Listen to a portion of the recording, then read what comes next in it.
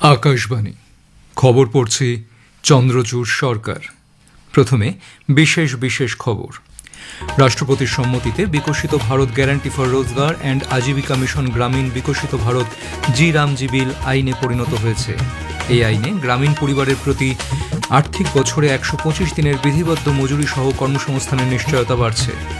রাষ্ট্রপতি দ্রৌপদী মুর্মু গতকাল পরমাণু সংক্রান্ত শান্তি বিলের সম্মতি দিয়েছেন। এই আইনের ফলে পরমাণু শক্তি উৎপাদন ক্ষেত্রে বেসরকারি উদ্যোগ অংশগ্রহণ করতে পারবে।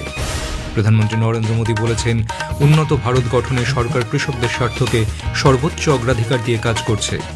নতুন দিল্লিতে বাংলাদেশ হাইকমিশনের সামনে নিরাপত্তা বিঘ্নিত হওয়া নিয়ে সে দেশের মিডিয়া রিপোর্ট ভারত খারিজ করে দিয়েছে। ট্রেনের ধাক্কায় হাতি মৃত্যু কমাতে সরকার একগুচ্ছ পদক্ষেপ নিচ্ছে বলে কেন্দ্রীয় পরিবেশ, বন, জলবায়ু পরিবর্তন বিষয়ক মন্ত্রী ভূপেন্দ্র যাদব জানিয়েছেন। বিশাখাপত্তনমে মহিলাদের 5 ম্যাচের টি-20 ক্রিকেট সিরিজের প্রথম ম্যাচে ভারত শ্রীলঙ্কাকে 8 উইকেটে হারিয়ে দিয়েছে। আসছি বিস্তারিত খবরে। রাষ্ট্রপতি দ্রৌপদী মুর্মু বিকশিত ভারত গ্যারান্টি ফর রোজগার অ্যান্ড আজীবিকা মিশন গ্রামীণ বিকশিত ভারত জি রামজি বিলে সম্মতি দিয়েছেন। এর ফলে বিলটি আইনে পরিণত হল। সংসদের শীতকালীন অধিবেশনে উভয় কক্ষেই বিলটি পাশ হয়। 20 বছরের পুরনো মহাত্মা গান্ধী জাতীয় গ্রামীণ কর্মনিশ্চয়তা আইন 2005-এর পরিবর্তে এই বিল আনা হয়। এখানে প্রতি আর্থিক বছরে 100 দিনের পরিবর্তে 125 দিনের কর্মসংস্থান সুনিশ্চিত করা হয়েছে। এর মধ্যে কেন্দ্র 60% এবং রাজ্য সরকার 40% ব্যয়ভার বহন করবে। গ্রামীণ এলাকায় কর্মসংস্থান নীতির রূপান্তরের ক্ষেত্রে এই আইন একটি মাইল ফলক। কেন্দ্রীয় কৃষিমন্ত্রী শিবরাজ সিং চৌহান বলেছেন, দেশের দরিদ্র মানুষের উন্নয়নের স্বার্থে মনরেগা কর্মসূচিকে বিকশিত ভারত জি রামজি বিলে উন্নীত করা হয়েছে। এক সোশ্যাল মিডিয়া পোস্টে কৃষিমন্ত্রী বলেন, নতুন এই বিলে গ্রামীণ পরিবারগুলির প্রাপ্তবয়স্ক সদস্যদের জন্য 100 দিনের জায়গায় 125 দিন সবেতন কাজের সংস্থান করা হবে। কোনো কাজ না দেওয়া হলে বা কাজের জন্য প্রাপ্ত বেতন দিতে বিলম্ব হলে সংশ্লিষ্ট ব্যক্তিদের জন্য বেকার ভাতার ব্যবস্থাও এই বিলে রাখা হয়েছে।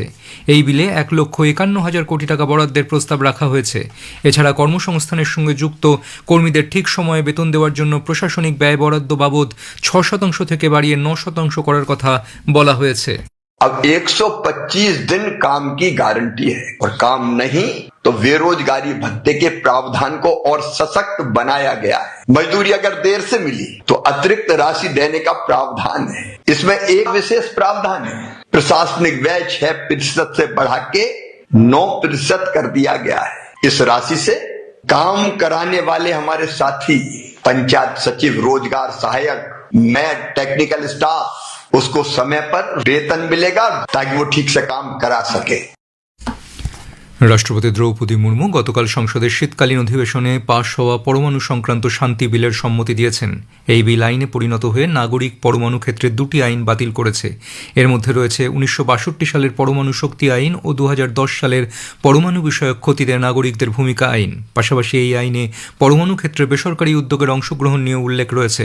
ভারতে পরমাণু শক্তির ক্ষেত্রে এই আইন বিশেষ ভূমিকা নেবে বলে মনে করা হচ্ছে। নিজস্ব পরমাণু শক্তি উৎপাদন কেন্দ্র তৈরি ও পরিচালনায় এবার থেকে সরকারের সঙ্গে বেসরকারি সংস্থাগুলিও এগিয়ে আসবে। প্রধানমন্ত্রী নরেন্দ্র মোদী বলেছেন, উন্নত ভারত গঠনে দেশের কৃষক ও অন্নদাতাদের গুরুত্বপূর্ণ ভূমিকা রয়েছে। সরকার কৃষকদের স্বার্থকে সর্বোচ্চ অগ্রাধিকার দিয়ে কাজ করছে। তিনি বলেন, কৃষক বান্ধব প্রকল্পগুলি সকলের কাছে পৌঁছে দেওয়া হচ্ছে। গতকাল আসামের ডিব্রুগড়ের নামরূপে অ্যামোনিয়া ইউরিয়া সার প্রকল্পের ভিত্তিপ্রস্তর স্থাপনের পর প্রধানমন্ত্রী এই কথা বলেন। এখানে বার্ষিক ইউরিয়া উৎপাদন ক্ষমতা 12,70,000 মেট্রিক টন হবে এবং প্রকল্পটি 2030 সালে চালু হওয়ার কথা রয়েছে। সারের অবিচ্ছিন্ন সরবরাহ নিশ্চিত করার উপরে জোর দিয়ে প্রধানমন্ত্রী বলেন, এই নতুন ইউরিয়া প্ল্যান্ট শীঘ্রই দেশের কৃষকদের জন্য সরবরাহ নিশ্চিত করবে। স্থানীয়ভাবে উৎপাদন শুরু হওয়ার সঙ্গে সঙ্গে সরবরাহ দ্রুত হবে এবং লজিস্টিক খরচ হ্রাস পাবে। নামরূপ প্ল্যান্ট কর্মসংস্থানের ক্ষেত্রে হাজার হাজার নতুন সুযোগ তৈরি করবে। তবে তিনি উচ্চ ফলন পেতে অনিয়ন্ত্রিতভাবে ইউরিয়া স্প্রে করার বিরুদ্ধে কৃষকদের সতর্ক করেন এবং এটি মাটির গুণমানকে প্রভাবিত করে। প্রধানমন্ত্রী আরও বলেন, কেন্দ্রের পাম তেল মিশন ভোজ্য তেল উত্তর পূর্বাঞ্চলকে স্বয়ংসম্পূর্ণ করে তুলবে এবং আগামী দিনে কৃষকদের আয় বৃদ্ধি করবে।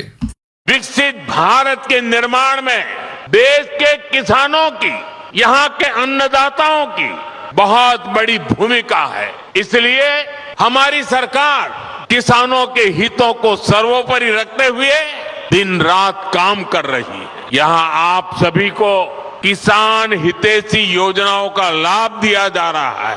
कृषि कल्याण की योजनाओं के बीच ये भी जरूरी है कि हमारे किसानों को खाद की निरंतर सप्लाई मिलती रहे। आने वाले समय में ये यूरिया कारखाना ये सुनिश्चित करेगा। রেল দুর্ঘটনায় হাতির মৃত্যু কমাতে সরকার একগুচ্ছ পদক্ষেপ নিচ্ছে বলে কেন্দ্রীয় পরিবেশ, বন এবং জলবায়ু পরিবর্তন বিষয়ক মন্ত্রী ভূপেন্দ্র যাদব জানিয়েছেন।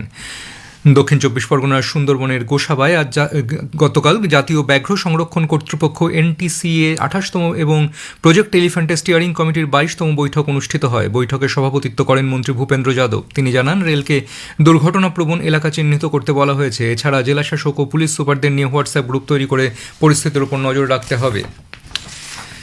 দেশের উন্নয়নে সর্বাগ্রে সমাজকে সংগঠিত করা প্রয়োজন বলে রাষ্ট্রীয় স্বয়ংসেবক সংঘ RSS এর সরসংঘচালক মোহন রাও ভাগবত মত প্রকাশ করেছেন।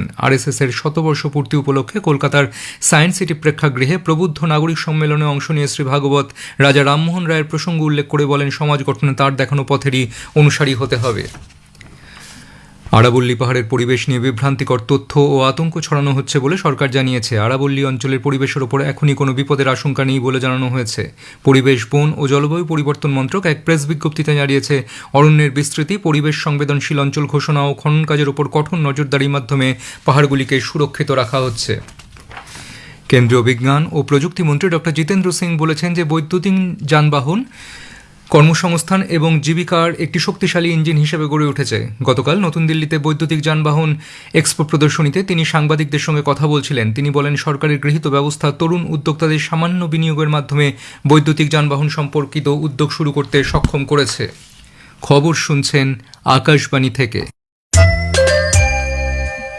ভারত স্পষ্ট করে জানিয়েছে যে নতুন দিল্লিতে বাংলাদেশ হাইকমিশনের বাইরে জড়ো হওয়া বিক্ষোভকারীরা নিরাপত্তা বেষ্টনী ভাঙার কোনো চেষ্টা করেনি।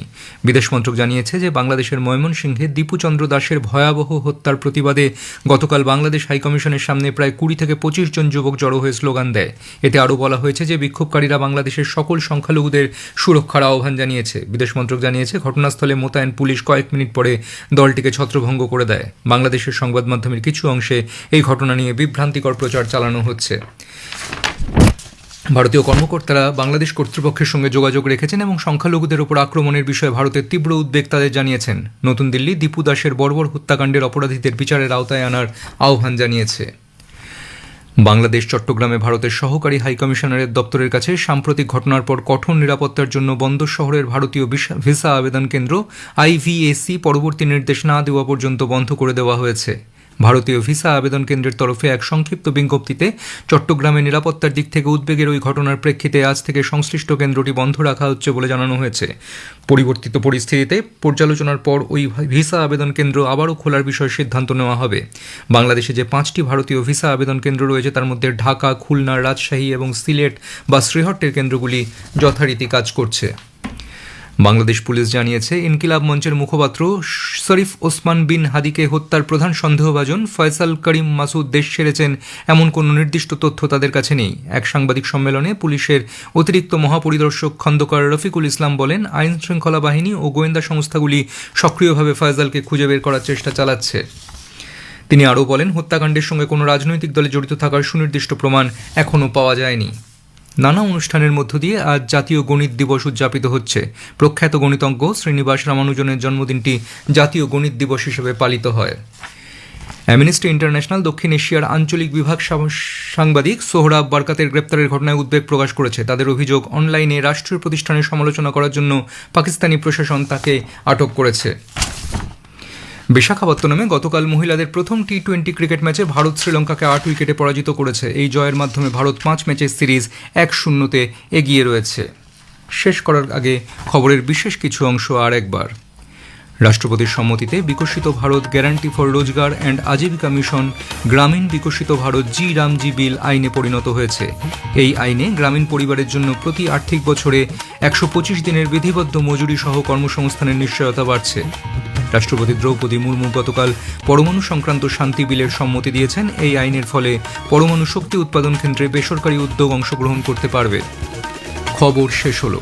পরবর্তী খবর 7:25